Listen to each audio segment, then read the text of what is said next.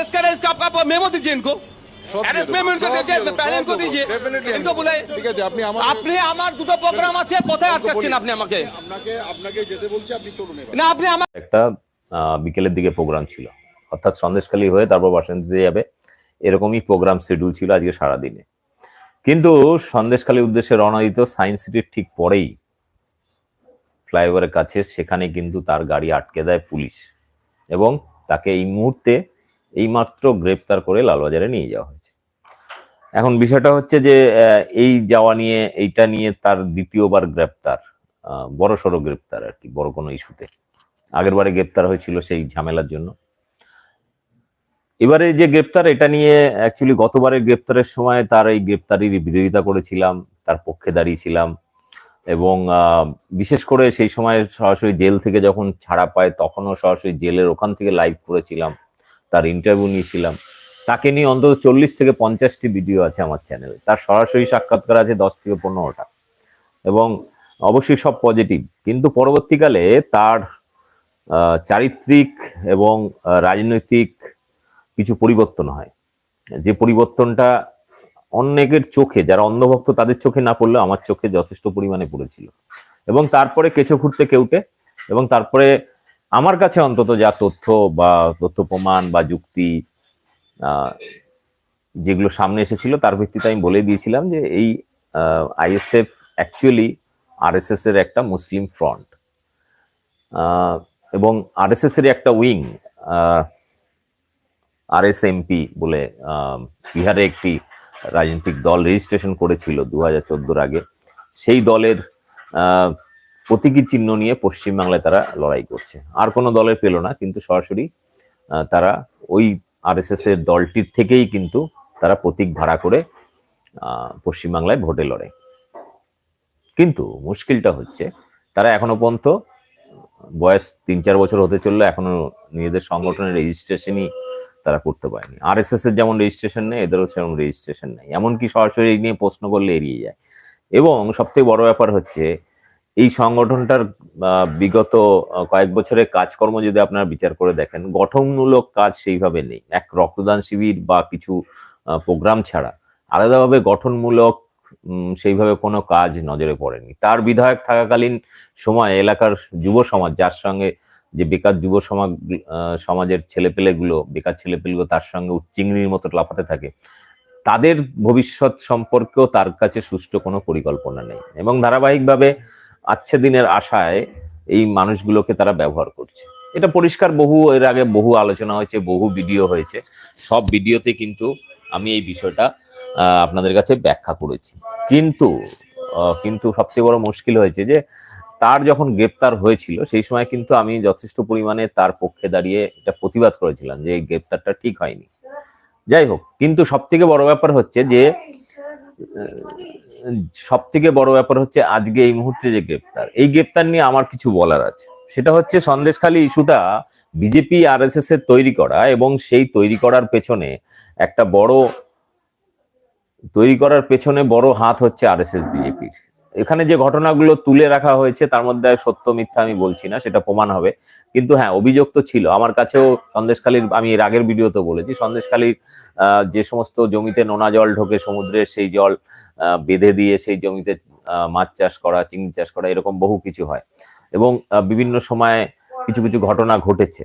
আপনার দোকানে ফ্ল্যাট কিনতে চান? তাহলে আজই যোগাযোগ করুন বসন্ত কনস্ট্রাকশন, ঠিকানা আমতা, হাওড়া। আমাদের মোবাইল নাম্বার 9732919779 এবং 9564262669। কারণ আপনারা জানেন একটা সময় এটা সিপিএম এর এলাকা ছিল, সিপিএমই এই কাজগুলোই করতো, জমি দখল, সেই লোকগুলোরই একটা বিক্ষুব্ধ অংশ যারা তখন সিপিএম আমলে করতে পারেনি, সিপিএম নেতারা করতো, ফলে টিএমসি তে চলে আসে। টিএমসি এসে তারা কি করে তখন ওখানে সিপিএম বা যারা এই মুহূর্তে বিজেপি, তাদের উপরে একটা রাজনৈতিক পেশার বা কি বলবো টুকটাক অত্যাচার তো হয়েছেই, সেটা নতুন কিছু না। কিন্তু মুশকিলটা হচ্ছে সেই পুরনো ঘটনাগুলোকে নতুন করে আবার করে ঝালিয়ে সেই মানুষগুলোকে বিক্ষুব্ধ করে বাইরে থেকে লোক নিয়ে গিয়ে নতুন করে টিএমসি নেতাদের বাড়িতে হামলা, আগুন দেওয়া, ভাঙচুর করা, পোল্ট্রি ফার্ম জ্বালিয়ে দেওয়া।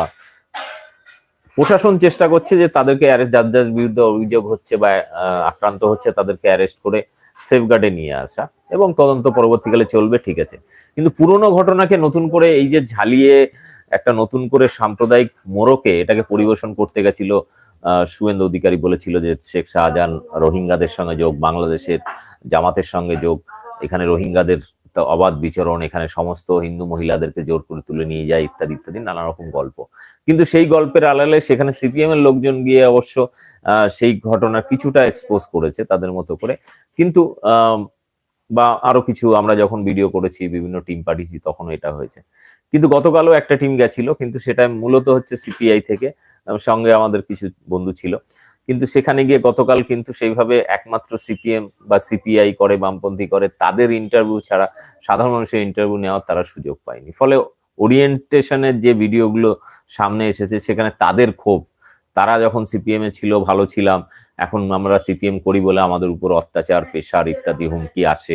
স্বাভাবিক, বিরোধী রাজনৈতিক দল, তুমি যখন ক্ষমতায় ছিলে এখন বিরোধীদের উপর অত্যাচার করেছো, এখন বিরোধীরা ক্ষমতায় আছে তোমার উপর অত্যাচার, রাজনৈতিক পেশার, এটা তো স্বাভাবিক। ফলে যে ন্যারেটিভে তারা উত্তরগুলো দিয়েছে সবই অনেক ইনিয়ে বিনিয়ে উত্তরগুলো দেওয়ার চেষ্টা করেছে, মূল ফ্যাক্টটা কিন্তু সামনে আসেনি। মূল ফ্যাক্ট হচ্ছে সেখানে সরাসরি পার্টি করে না, এরকম মানুষের আপনি সাক্ষাৎকার নিলে তাহলে বুঝতে পারবেন। যে এর আগে আমরা যে ইন্টারভিউগুলো নিয়েছিলাম একদম ওপেন, সামনে দাঁড়িয়ে বিশাল বড় অপরাধী তকমা পাওয়া মানে সন্দেশখালীর বাদশা শেখ শাহজাহানের সম্পর্কে সেখানকার সাধারণ মানুষের, বেশিরভাগ মানুষের একটা ওপিনিয়ন হচ্ছে যে না, উনি ভালো মানুষ, উনি হিন্দু মুসলিম ভেদাভেদ করেন না ইত্যাদি।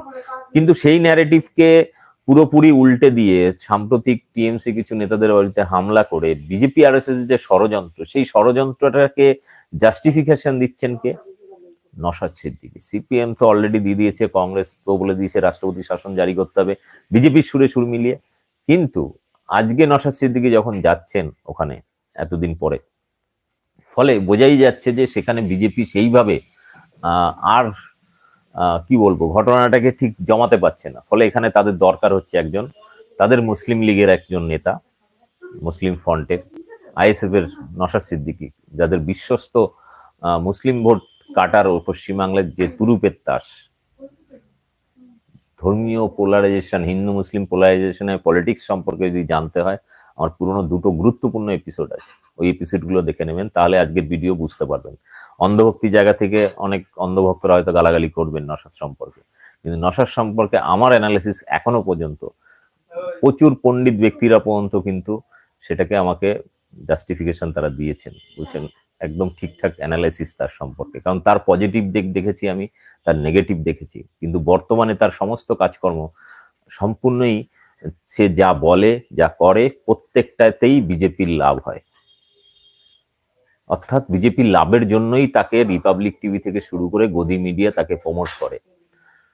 সুকান্ত মজুমদার, দিলীপ ঘোষ থেকে শুরু করে, অসীম সরকার থেকে শুরু করে, শুভেন্দু অধিকারী থেকে শুরু করে বিজেপির নেতারা প্রশংসা করে নওশাদ সিদ্দিকী। অবভিয়াসলি তার কথাবার্তা তাদের জন্য লাভ। বাহ, দারুণ হয়েছে। কি দিয়ে করেছো মা? কি দিয়ে বলতো? বানেশ্বর মশলা। বানেশ্বর মশলা। শুদ্ধ খান, সুস্থ থাকুন, বানেশ্বর মশলা সঙ্গে রাখুন। লাভজনক।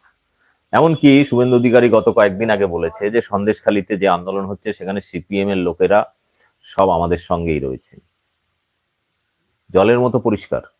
ফলে আজকে সেই বামেদের জোট শরিক আইএসএফ উপরে উপরে দেখালেও বাস্তবে সে কিন্তু ভাড়ায় খাটতে শুরু করেছে আরএসএস বিজেপির। যেমনটা ভাড়ায় খাটছেন অধীর চৌধুরী, ঠিক তেমনই কিন্তু এই মানে শেষ তুরুপের তাস বিজেপির নওশাদ সিদ্দিকী, তাকেও পর্যন্ত আজকে ব্যবহার করতে গেছিল, কিন্তু মাঝপথে পুলিশ তাকে গ্রেফতার করে। এখন বিষয় হচ্ছে যে এই বিষয় নিয়ে এর আগেও প্রচুর ভিডিও করেছি, নওশাদের পক্ষেই ভিডিও বেশি, আমার চ্যানেলে 50টা ভিডিও হলে তার মধ্যে 40টাই হচ্ছে নওশাদের পক্ষেই ছিল, কিন্তু শেষ কয়েকটা ভিডিওতে তার সমালোচনা করেছিলাম। মুশকিলটা হচ্ছে তার কাজকর্ম যদি বিজেপির লাভ হয় তাহলে ডাইরেক্টলি বা ইনডাইরেক্টলি, তাহলে আপনি তাকে কি বলবেন? এটা প্রশ্নটা আপনার কাছে। পশ্চিমবাংলা হিন্দু মুসলিম পোলারাইজেশনের রাজনীতি সেই মুসলিম লীগের সময় হয়েছিল, ব্রিটিশের সময় হিন্দু মহাসভার সঙ্গে জনসংঘের সঙ্গে জয়েন্টলি সরকারও চালিয়েছে একসাথে, এত গলায় গলায় খাতির ছিল মুসলিম লীগের, কিন্তু পরবর্তীকালে মুসলিম লীগকে ভিলেন বানিয়ে দিয়েছিল সেই হিন্দুত্ববাদী শ্যামাপ্রসাদের দল। তো সেই শ্যামাপ্রসাদের দল আরএসএস বিজেপি, তারা আজকে নওশাদ সিদ্দিকীকে কাজে লাগাচ্ছে শুধুমাত্র ওখানে মুসলিমরা কিন্তু এই ঝামেলার মধ্যে একটা জিনিস খেয়াল করেছেন যে সন্দেশখালীতে এই ঝামেলা নতুন করে যে ঝামেলা পাকানো হচ্ছে সেখানে কিন্তু মুসলিম মহিলাদের বা মুসলিম লোকেদের কিন্তু অংশগ্রহণ খুবই কম, চোখে না পড়ার মতো, যা দেখা যাচ্ছে হিন্দু মহিলাদের। আপনারা দেখবেন, ভালো করে লক্ষ্য করবেন খবরগুলো, গদি মিডিয়ার খবরগুলো, এবং রীতিমতো তাদেরকে যে মানে খুব বাকপটু মহিলা একদম, আপনারা দেখবেন তাদের ইন্টারভিউ, তাদের কথা বলার ধরন। আমি যেটুকু খবর পেয়েছি সেখান থেকে যারা ফোন করেছেন, তাতে যে সমস্ত মহিলারা বিভিন্ন সময় বাইরে কাজ করেন, ঘরের বাইরে কাজ করেন, বিশেষ করে ওখান সন্দেশখালী থেকে ট্রেনে করে শিয়ালদায় আসেন বা বিভিন্ন জায়গায় শহরের বিভিন্ন প্রান্তে কাজকর্ম করেন, আবার ট্রেনে করে ফিরে যান, এরকম ধরনের যারা মহিলারা তারা অনেক বেশি বাকপটু হয়, অনেক বেশি অ্যাডভান্স হয়, কথা বলা খুব সাহসী এবং সাবলীল থাকে। ফলে ওখানকার সেই সমস্ত মহিলাদের কিন্তু দেখা গেছে তাদের, এবং জেনুইনলি ওখানকার যারা সাধারণ মানুষ তাদের যে ওপিনিয়ন, যারা আন্দোলন করছে, মুখ ঢেকে বিবৃতি দিচ্ছে, সে সমস্ত মহিলারা কিন্তু ওখানকার লোকাল নয়।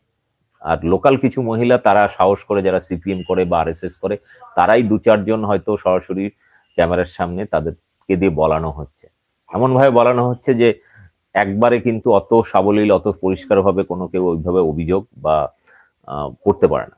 তো এরকম বহু ফ্যাক্ট আছে, যারা মিডিয়ার সঙ্গে যুক্ত তারা এটা বোঝে, সাধারণ মানুষের এগুলো মানে মাথার উপর দিয়ে বেরিয়ে যায়। যাই হোক, এখন এই নতুন করে যে গ্রেপ্তার, এই গ্রেপ্তার নিয়ে আবার তোলপাড় হবে, আবার মিছিল মিটিং হবে, এটা হিন্দু মুসলিম সুরসুরি চলবে। বিজেপি এটা নিয়ে সরাসরি বিভিন্ন চ্যানেলগুলোতে তারা একদম এখন ঢালাও প্রচার হবে। এতদিন পরে আবার নওশাদ গ্রেপ্তার হয়েছে, এবার দেখা যাক। আমার যেটা ধারণা, হয়তো এখন নিয়ে গেছে, সন্ধ্যের মধ্যে হয়তো ছেড়ে দেবে তাকে, এটা লম্বা টানবে না। কিন্তু বিষয়টা হচ্ছে যে এই ঘটনায় সেখানে 144 ধারা জারি রয়েছে, যাওয়া উচিত নয়, কিন্তু তারপরেও লুকিয়ে চুরিয়ে সিপিএম এর নেতারা চলে যাচ্ছেন। গতকাল সিপিআই এর নেতারা গেছেন, 29 তারিখে মোহাম্মদ সেলিম যাবেন, এর মধ্যে বিজেপির প্রতিনিধি দল গেছে, তৃণমূলের নেতারা গেছে, তাহলে নওশাদকে যাওয়া কেন আটকালো? মানে এরকম একটা ধরনের অনেকে বলতেই পারেন, কিন্তু নওশাদ হচ্ছে বিজেপির তুরুপের শেষ তাস। অর্থাৎ নওশাদ সিদ্দিকী না গেলে সন্দেশখালীকে উত্তেজনা আরো বেশি একটা ধর্মীয় মনীকরণ করা যাচ্ছে না, কারণ সেখানকার মুসলিমরা বিজেপির এই ন্যারেটিভে, ষড়যন্ত্রে কিন্তু অংশগ্রহণ করছেন না। ফলে নওশাদ সিদ্দিকী যদি যায় তাহলে মুসলিমদের কিছুটা উস্কে দিয়ে এই আন্দোলনে মুসলিমদেরও ভেরানো যাবে কিছুটা, এটা হচ্ছে মূল টার্গেট। যাই হোক, এই বিষয় নিয়ে আপনার মতামত কমেন্ট বক্সে অবশ্যই দেবেন, এই নিয়ে পরে আলোচনা হবে।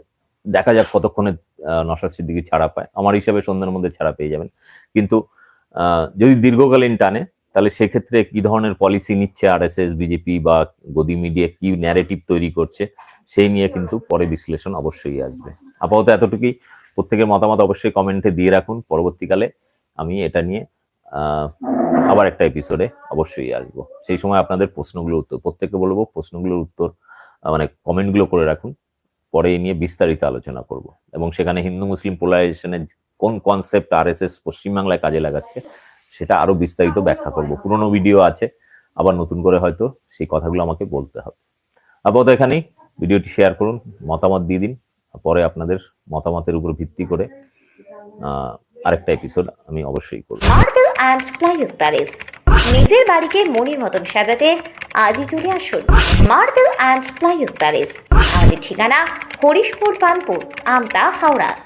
মোবাইল নম্বর 9830658989 এবং 9903677786। নিজের বাড়িকে মনের মতন সাজিয়ে তুলতে চান টাইলস এবং পাথর দিয়ে?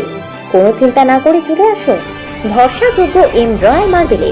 আমাদের ঠিকানা রানীহাটি, আমতা রোড, বেলতলা, হাওড়া। নম্বর 9679481663।